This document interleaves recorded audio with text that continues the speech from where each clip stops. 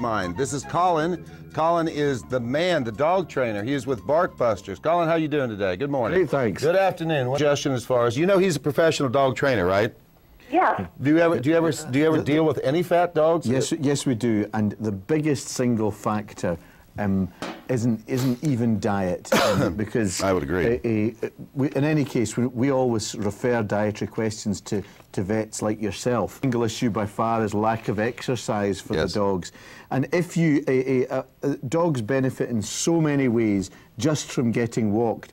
And it never ceases to amaze me how many dog owners just don't walk their dogs. Right. And it's very, very, you know, it's therapeutic for the dog, it's therapeutic for the owner, and it's what dogs need most of all. We have a small dog. It's a Scottish Terrier, and it yips constantly.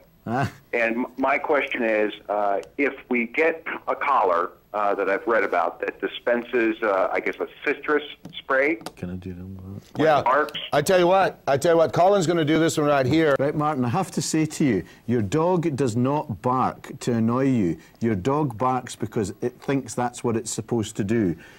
Personally and professionally, I'm dead against these citronella collar sprays. I agree. They do not. They don't address the cause, only the symptoms.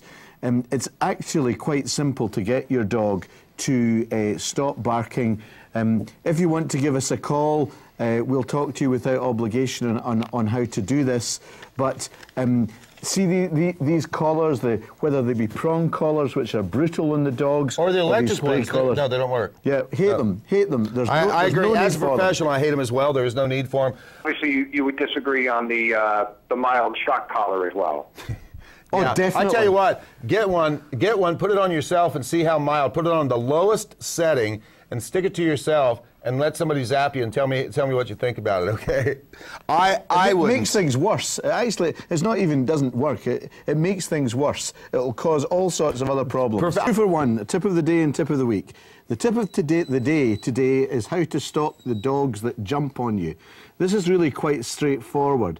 If the dogs jump on you, simply turn your back on them. If they jump on you again from the back, keep turning quite slowly, no eye contact whatsoever. They will give up and get the idea that this is not acceptable. Tip of the week is, if you have the internet, visit www.barkbusters.com and take the online behavioural quiz. Because what this will do is this allows you to grade your own dog according to his or her own behavioural problems and find out if they need training or not. Your dog may not need training, and that's fine, but it will pinpoint the areas that you need to look at. It's a great fun exercise. Colin is his name at Barkbusters, and he is Mr. Barkbuster. Colin, how you doing? Great, thanks. Great to be here. Very good to see you. Well, I see you've been working with Billy Bob, and he's learned how to stay on the set a little bit better. Last time he was trying to jump off. Yeah. So just a little bit of talk and a little bit of lessons, did a nice job. For a tip for people who want to let their dogs in their swimming pools. Yeah, because this is important here. A dog, if it goes in the swimming pool, at your house, its natural instinct will be to exit the pool where it went in. So if it's just jumped in, very often it won't be able to find its way out and get out properly. Right. So what the owner must do is guide the dog to the steps, you know, the shallow part, and show the dog where it can enter and exit the pool. And if it does that, it'll be quite safe. I think this is more of a behavioral issue. Oh, good. We got two behaviorists here. I have got bad behavior. He corrects behavior, okay? Well, great. I have a little Japanese chin who will go out in the back lawn, sit down, and just start screaming at the top of her lungs for no apparent reason until you go out there and get her. And it's very disturbing to my neighbors who have a little baby. The first thing you need to do is you need to break that dog's focus, because that dog is focusing on doing this for a particular reason. Now, whether it is, as probably is the case, is just to get your attention, you need to break that dog's focus from doing that. So how do you do that? The dog's outside. Do you go out there and pick up a ball and try to, like, you know, play with it. Obviously, you're not going to throw the ball and hit the dog. Well, no. Some people would. No. But no, not you. No. There's several things you can do. The first thing that you don't do is don't just start shouting the dog's name and repeating it, because all that does is adrenalizes the dog. It makes it more excited, and it will yell louder and longer than ever before. So don't do that. The dog needs to have So Italians, it's never going to work for Italian, because they're going to yell. Yeah, this is allegedly. Allegedly, okay. Yeah. But the whole thing here is that every dog should have one command that means not just no, but don't you dare. And if you can, and don't use the words "don't you dare," but that is what we aim to teach dogs to do. And if you can break that dog's focus so that it concentrates on what you want it to do. So the word like no with a total change of volume, or some other, what word do you like?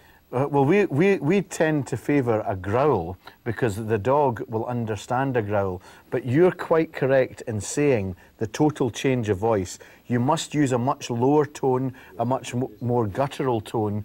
Dogs understand voice tones in the way they don't understand words. So if you do that, and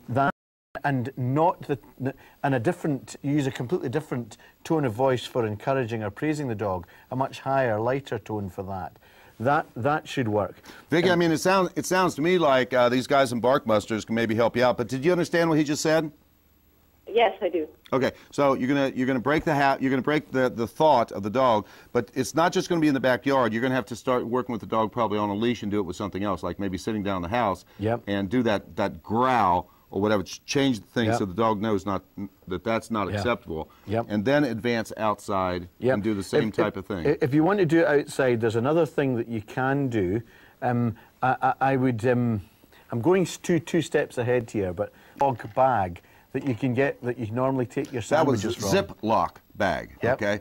Instead of a Ziploc bag. But Ziploc bag from the supermarket and from the groceries. Fill it with water and throw it not at the dog, but so that it bursts in front of the dog's nose. That will break its focus. He'll wonder, where did that come from? Your dog have a nickname?